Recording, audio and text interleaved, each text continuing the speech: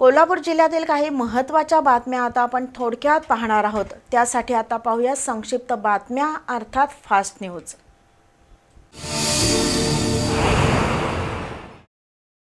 शिरोळ तालुक्यातील टाकळीवाडीमधील 27 वर्षीय जवान रोहित परशुराम खनिकुडी यांचं जम्मू काश्मीरमध्ये अपघाती निधन झालं। 2020 साली रोहित सैन्य दलात भरती झाले होते। अरुणाचल प्रदेश चीन बॉर्डरवर काम केल्यानंतर सध्या ते जम्मू काश्मीरमध्ये कर्तव्य बजावत होते। गुरुवारी रात्री 11:30 वाजता त्यांचं अपघाती निधन झालं। रविवारी सकाळी 11:30 वाजता रोहित खनिकुडे यांचं पार्थिव टाकळीवाडीमध्ये आणण्यात येईल।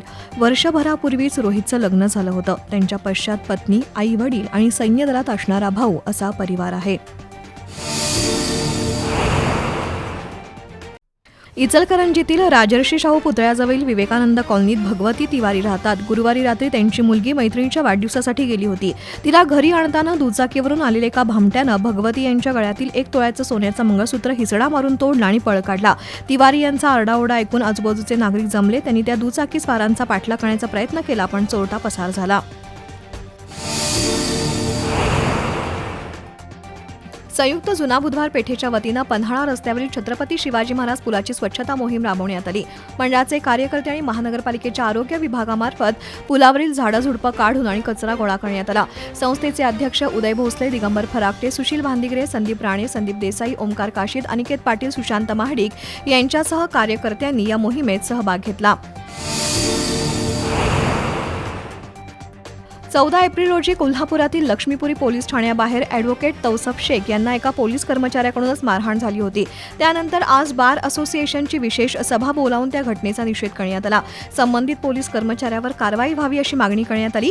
तसंच 1 दिवस न्यायालयीन कामावर बहिष्कार घालण्यात आला। सभेला बार असोसिएशनचे अध्यक्ष ॲडव्होकेट VR पाटील, सचिव advocate Manoj Patil, advocate Pramod Dabhade, advocate Shivaji Rane, Girish Naik, संपत पवार, राजेंद्र मंडलिक, प्रशांत चिटणीस, दत्ताजी कवाळे, प्रकाश मोरे यांच्यासह वकील उपस्थित होते।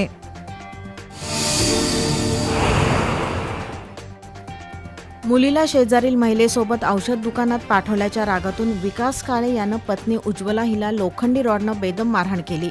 यामध्ये त्या जखमी झाल्या। त्यांना CPRमध्ये उपचारासाठी दाखल करण्यात आले। ही घटना 16 एप्रिल रोजी दुपारी 12 वाजण्याच्या सुमाराला राजेंद्रनगर इथल्या काळे गल्लीत घडली। या प्रकरणी आज उज्ज्वला काळे यांच्या फिर्यादीवरून विकास काळे विरोधात गुन्हा नोंदवून राजारामपुरी पोलिसांनी त्याला अटक केली। पर्यटक किंवा परगावहून परतलेल्या शहरवासियांचे रिक्षा व्यावसायिकांकडून लूट होतीये। मीटरप्रमाणे भाडं आकारणी करण्याऐवजी अव्वाच्या सव्वा दरानं भाडं आकारलं जातंय। त्यामुळे कोल्हापूरची बदनामी होतीये। काही गुन्हेगारी वृत्तीच्या रिक्षा चालकांकडून प्रवाशांना त्रास होत असून या संदर्भात शहर वाहतूक नियंत्रण शाखा आणि RTOकडून कडक कारवाई होणं गरजेचं आहे।